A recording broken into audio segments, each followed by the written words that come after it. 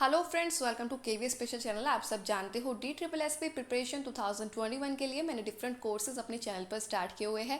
अगर आप D S S P P R T की प्रिपरेशन कर रहे हो तो साइकोलॉजी के कोर्स के साथ जुड़ सकते हो, जहां मैं आप लोगों को कराती हूँ most important topics according to latest exam pattern, और आपको साथ ही डिस्कस करते चलती हूँ कि प्रीवियस ईयर क्वेश्चन कौन से पूछे गए, किस टॉपिक से पूछे गए और आगे आने की क्या पॉसिबिलिटी है, जिससे आपकी प्रिपरेशन काफ़ी अच्छी हो सकती है। सो सभी वीडियोज़ की प्लेलिस्ट का लिंक आप लोगों को डिस्क्रिप्शन बॉक्स में मिल जाएगा। साथ ही मैंने स्टार्ट किया हुआ है हिंदी और जीके का कोर्स, जो कि सभी पोस्ट के लिए इक्वली हेल्पफुल रहेगा। चाहे वो हेड क्लर्क के लिए अप्लाई कर रहा है, चाहे वो UDC, LDC, Patwari, TGT, PRT, whatever the exam is, किसी भी एग्जाम में आप अपीयर हो रहे हो तो ये चीज़ें तो कॉमन है जो सेक्शन ए में आप लोगों को देखने को मिलती है। और मैं आप लोगों के साथ डिस्कस करती हूँ previous year question papers with explanation. काफ़ी सारी इन्फॉर्मेशन आप लोगों को प्रोवाइड कराती हूँ, काफ़ी सारे न्यू डेटाज आप लोगों को प्रोवाइड कराती हूँ। और हिंदी की अगर बात करूँ तो काफ़ी सारे कंसेप्ट्स क्वेश्चन करते करते ही आप लोगों के क्लियर करती हुई चलती हूँ। तो सभी वीडियोज़ के ना प्लेलिस्ट के लिंक आप लोगों को डिस्क्रिप्शन बॉक्स में मिल जाएंगे, आप अपने अकॉर्डिंग देख सकते हो। आइए करते हैं क्लास स्टार्ट करने से पहले कहना चाहूँगी कि अगर वीडियो को फर्स्ट टाइम देख रहे हो या चैनल से फर्स्ट टाइम जुड़े हो ना, तो चैनल को सब्सक्राइब ज़रूर कर लेना। सब्सक्राइब के साइड में एक बेल आइकन होगा, उसको प्रेस जरूर करना ताकि आपको सभी नई वीडियोस की नोटिफिकेशंस टाइम टू टाइम मिलती रहे। स्क्रीन पर आप लोग देख सकते हो वीडियो का क्वेश्चन नंबर 1। हालांकि यहाँ पर क्वेश्चन 5 लिखा है, लेकिन इस वीडियो का क्या है, ये क्वेश्चन नंबर 1, क्योंकि क्वेश्चन नंबर 4 तक मैंने प्रीवियस पार्ट में आप लोगों के साथ डिस्कस कर दिए थे। आज़ाद हिंद फौज डैश का दूसरा अवतार था। तो आज़ाद हिंद फौज का जो दूसरा अवतार कौन सा था, वो आज़ाद, पहले क्या था, प्रथम आज़ाद हिंद फौज, और उसका दूसरा अवतार क्या था, आज़ाद हिंद फौज। तो इसको ना इंग्लिश में अगर बात करूँ तो इंडियन नेशनल आर्मी के नाम से जानते हैं, आईएनए भी इसको कहते हैं। और इसका जो मेन जो मोटो था वो यही था कि भारत को अंग्रेजों के कब्जे से स्वतंत्र कराना। इसके लिए ही आईएनए की खोज हुई थी। तो ये चीज़ आप लोग बिल्कुल याद रखेंगे। मूव ऑन करते हैं नेक्स्ट क्वेश्चन पर। नेक्स्ट जो क्वेश्चन पूछा हुआ बेटा, वो पूछा हुआ है ऑथर मेकिंग इंडिया ऑसम के लेखक कौन है। तो राइट आंसर हो जाएगा क्या, चेतन भगत। तो चेतन भगत ने लिखी है making India awesome. Move on करते हैं नेक्स्ट क्वेश्चन पर। स्क्रीन पर आप लोग देख सकते हो वीडियो का क्वेश्चन नंबर 3 पूछा गया है, खिलजी राजवंश का अंतिम शासक कौन था। तो राइट आंसर आप लोग देख सकते हो खुसरो खान थे। लेकिन एक यहाँ पर इंफॉर्मेशन इंपॉर्टेंट देना चाहूंगी कि डी ट्रिपल एस पी में न जाने कितनी बार पूछा गया है कि दिल्ली सल्तनत में जितनी भी राजवंश रहे, जितनी भी डायनेस्टीज हुई, उनको ऑर्डर में लगाना, उनको क्रम में लगाना, पता नहीं कितनी बार आया हुआ। तो इसके बारे में एक बार चर्चा कर लेती हूँ। तो सबसे पहले जो बेटा राजवंश था वो थी, जिसको कह सकते हो स्लेव डायनेस्टी, मामलुक डायनेस्टी भी कहीं पर लिखा मिल जाता है, या गुलाम वंश भी इसको कह देते हैं। ठीक है। सेकंड अगर बात करूँ तो दूसरे नंबर पे आ जाता है हमारी खिलजी राजवंश। ठीक, खिलजी राजवंश या खिलजी डायनेस्टी जिसको कहते हैं। फिर उसके बाद अगर बात करूँ थर्ड नंबर पे कौन सी आ जाती है, तुगलक, तुगलक डायनेस्टी। फोर्थ की अगर बात करूँ तो आ जाती है सैयद राजवंश या सैयद डायनेस्टी। ठीक है। और फिफ्थ नंबर पर आ जाती है लोधी राजवंश या लोडी डायनेस्टी। तो बेटा ये 5 है, इनका बिल्कुल क्रम आप लोग याद रखोगे, दिमाग में बिल्कुल सेट होना चाहिए। दिल्ली सल्तनत में से अक्सर क्वेश्चन पूछ लिया जाता है, कौन सा अंतिम शासक था, कौन सा प्रथम शासक था, फाउंडर कौन था, ये भी पूछ लिया जाता है, क्रम से लगाना भी पूछ लिया जाता है। तो खुसरो खान जो थे अंतिम शासक थे। अगर बात करूँ जलालुद्दीन, ये जो नाम देख रहे हो ना, तो जलालुद्दीन फिरोज खिलजी, इसको पूरा नाम मैं बताना चाहूंगी, ये थे संस्थापक, ये थे संस्थापक या फाउंडर ऑफ खिलजी डायनेस्टी। और अगर बात करूँ एक और, तो ये जो सबसे अगर महान या सबसे ज़्यादा ताकतवर राजा की बात करूँ जो खिलजी राजवंश के थे, तो वो थे अलाउद्दीन खिलजी। वो थे अलाउद्दीन खिलजी, जो कि सबसे महान शासक रहे। ठीक है। तो ये इन्फॉर्मेशन आप लोग सभी बच्चे याद रखेंगे। मूव ऑन करते हैं नेक्स्ट क्वेश्चन पर। स्क्रीन पर आप लोग देख सकते हो वीडियो का क्वेश्चन नंबर 4 पूछा गया है, किस संशोधन के माध्यम से सिक्किम को भारतीय राज्य के रूप में शामिल किया गया था।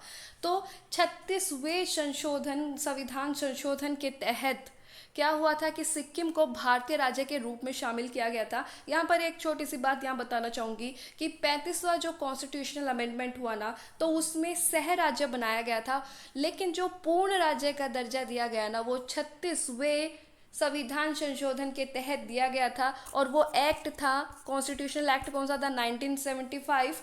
और इसके बाद 36वें संशोधन के बाद ही जो सिक्किम है ना बेटा, वो 22वां राज्य बना था भारत का। ये चीज़ भी आप लोगों को याद होनी चाहिए, ये चीज़ भी आप लोगों को ध्यान होनी चाहिए। अब एक और इसके साथ ना कंट्रोवर्सी जुड़ी हुई है, वो ये है कि ना जब इसको भारत का पार्ट बना लिया गया तो सिक्किम ने इसको सहमति नहीं दी थी, सिक्किम ने रिकग्निशन नहीं दी थी, नहीं माना था ये कि सिक्किम जो है वो भारत का भाग है। लेकिन तो कब माना, तो माना ये बेटा 2003 में, जब अटल बिहारी वाजपेयी जी की सरकार थी, तो उस समय चीन ने सिक्किम को भारत का भाग माना था।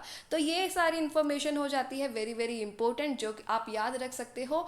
और कहीं पर भी किसी भी एग्जाम की आप प्रिपरेशन कर रहे हो ना, कहीं भी क्वेश्चन देखने को मिल सकते हैं। नॉट ओनली इन डीएसएसबी, आप एसएससी की भी प्रिपरेशन कर रहे हो ना, चाहे वो सीजीएल है चाहे वो सीएचएसएल है, सब में इक्वली हेल्पफुल रहेगी जीके। मूव ऑन करते हैं नेक्स्ट क्वेश्चन पर। स्क्रीन पर आप लोग देख सकते हो वीडियो का क्वेश्चन नंबर 5 पूछा है, राज्यसभा के सदस्य के लिए न्यूनतम आयु क्या है। तो बेटा न्यूनतम आयु पूछा है, ये हो जाएगा राज्यसभा की 30 वर्ष। ये एज वाली चीज़ें मैंने आप लोगों के साथ पहले भी डिस्कस की हुई है कि पंचायत के मेंबर के लिए क्या एज है, या फिर लोकसभा के मेंबर के लिए क्या एज है। तो लोकसभा वाले की कितनी है, 25 ईयर्स होनी चाहिए, ठीक है, मिनिमम एज। और राज्यसभा की वही बात करूँ तो कितनी होनी चाहिए, 30 ईयर्स एज होनी चाहिए। तो ये चीज़ मैं आप लोगों के साथ पहले भी डिस्कस कर चुकी हूँ, आशा करती हूँ कि आप लोगों को याद होगा। मूव ऑन करते हैं नेक्स्ट क्वेश्चन पर। सो नेक्स्ट क्वेश्चन स्क्रीन पर देख सकते हो, question number 6 of this video पूछा है, विश्व बैडमिंटन संघ जिसको क्या कहते हैं, जिसको कहते हैं बैडमिंटन वर्ल्ड फेडरेशन, इंग्लिश में देखोगे तो ये मिलेगा आपको, बैडमिंटन वर्ल्ड फेडरेशन, BWF बोलते हैं। विश्व बैडमिंटन संघ द्वारा डैश में एक समारोह में एयर बैडमिंटन को विश्व स्तर पर लॉन्च किया गया था।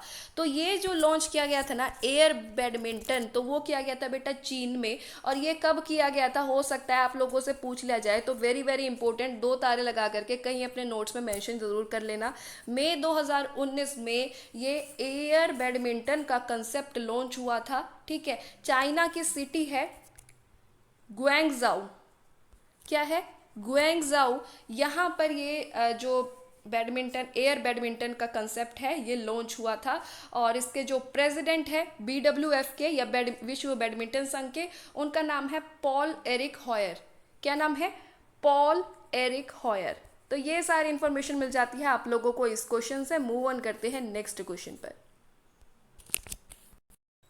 तो स्क्रीन पर आप लोग देख सकते हो वीडियो का क्वेश्चन नंबर 7 पूछा गया है, डैश अनुसूची में असम, मेघालय, त्रिपुरा और मिजोरम राज्य के जनजातीय क्षेत्रों के प्रशासन से संबंधित प्रावधान है। तो ये आ जाता है बेटा हमारे 6th शेड्यूल में। टोटल शेड्यूल कितने हैं, 12 है, ठीक है, 12 शेड्यूल है, 12th नहीं 12 शेड्यूल है टोटल। और ये सारे शेड्यूल आप लोगों को बिल्कुल पता होने चाहिए, अक्सर इनमें से क्वेश्चन देखने को मिल जाते हैं। तो फॉर इंग्लिश मीडियम स्टूडेंट्स अगर इस क्वेश्चन की बात करूँ तो 6th schedule of the constitution provides for the administration of tribal areas in Assam, Meghalaya, Tripura, Mizoram to safeguard the rights of tribal population in these states. तो ये हो जाएगा फॉर इंग्लिश मीडियम स्टूडेंट्स, क्योंकि बच्चों को अगर प्रॉब्लम हो हिंदी में समझने में तो उनका भी ध्यान रखना पड़ता है। और जो आर्टिकल्स, कॉन्स्टिट्यूशनल आर्टिकल्स जो 6ठी अनुसूची या 6th शेड्यूल के साथ डील करते हैं ना बेटा, वो हो जाएंगे article number 244 close 2 and article number 275 close 1। तो उनमें भी यही बातें की गई है, ठीक है, कि असम, मेघालय, त्रिपुरा, मिजोरम राज्यों के जनजातीय क्षेत्रों के प्रशासन से संबंधित है ये दोनों आर्टिकल्स, अगर आर्टिकल्स की बात करें तो। मूव ऑन करते हैं नेक्स्ट क्वेश्चन पर। So next question number 8 of this video पूछा गया है, मिक्स्ड डबल्स में करियर ग्रैंड स्लैम हासिल करने वाले पहले भारतीय कौन थे। First Indian to receive career grand slam in mixed doubles. तो इंग्लिश मीडियम स्टूडेंट्स के लिए तो राइट आंसर हो जाएगा बेटा महेश भूपति, ठीक है। महेश भूपति ने 1977 फ्रेंच ओपन में ये जो मुकाम है ये हासिल किया, कौन सा, करियर ग्रैंड स्लैम। और बात करूं तो ये क्या है, एक टेनिस प्लेयर है। अगर किसी को बिल्कुल ही इन्फॉर्मेशन नहीं है ग्रैंड स्लैम और ये मिक्स डबल्स की, तो ये टेनिस टूर्नामेंट से रिलेटेड है।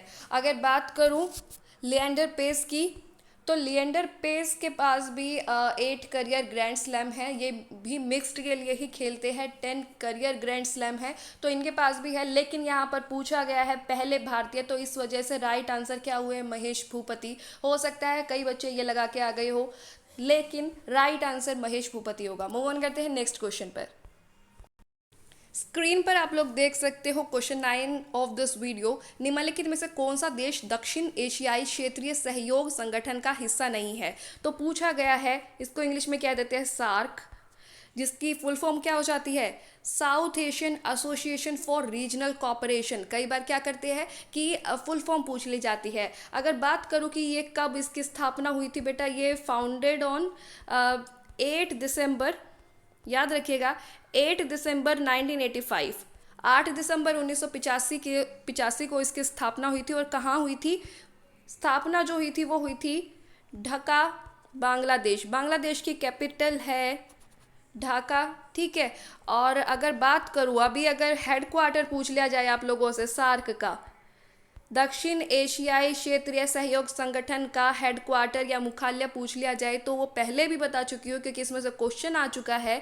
तो बेटा वो है आपका नेपाल के काठमांडू में, नेपाल के काठमांडू में। और ये तो चीज़ आप लोगों को पता ही होगी कि नेपाल की ही कैपिटल है काठमांडू। और यहाँ पर पूछा गया है कौन सा देश इसका हिस्सा नहीं है, तो मैंने आप लोगों को पहले भी बताया हुआ है कि इसके जो मेंबर स्टेट्स है वो टोटल 8 है। 8 कंट्रीज जुड़ी हुई है सार्क से, जिसमें कौन कौन सी आ जाती है, अफगानिस्तान, ध्यान से सुनिएगा, अफगानिस्तान, बांग्लादेश, भूटान, भारत, मालदीव, नेपाल, पाकिस्तान और श्रीलंका। इसका मतलब क्या हुआ कि चीन इसका हिस्सा नहीं है। तो राइट आंसर क्या हो जाएगा, option number A. Move on करते हैं नेक्स्ट क्वेश्चन पर। स्क्रीन पर आप लोग देख सकते हो last question of this video, question number 10। पूछा गया है 712 एडी में भारत पर आक्रमण करने वाला पहला मुसलमान कौन था? तो ये वाला क्वेश्चन तो आई होप कि मोस्टली बच्चों को आता ही होगा, मुझे इतनी एक्सप्लेनेशन देने की भी ज़रूरत नहीं है। मोहम्मद बिन कासिम इसका राइट आंसर हो जाएगा, ठीक है। मोहम्मद बिन कासिम ऐसे थे जिन्होंने भारत पर आक्रमण करने वाले वो पहले मुस्लिम थे, और इन्होंने ही सिंध पर, मुल्तान पर अटैक किया था। तो ये कुछ इन्फॉर्मेशन है जो आप लोग खुद भी देख सकते हो, और आप लोगों को काफ़ी तो जानते भी होगे, जो हिस्ट्री वगैरह में इंटरेस्टेड है वो सब जानते भी होगे। आशा करती हूँ कि आप लोगों को वीडियो पसंद आई होगी, आप लोगों के लिए काफ़ी ज़्यादा हेल्पफुल रहेगी, बहुत सारी इन्फॉर्मेशन आप लोगों को जानने को मिली होगी। अगर वीडियो पसंद आई तो लाइक ज़रूर कीजिएगा, ज़्यादा से ज़्यादा शेयर ज़रूर कीजिएगा। अगर अभी तक चैनल को सब्सक्राइब नहीं किया है तो किस चीज़ का वेट कर रहे हो, सब्सक्राइब नाउ। आपने वीडियो देखी उसके लिए thank you so much and all the best for your future.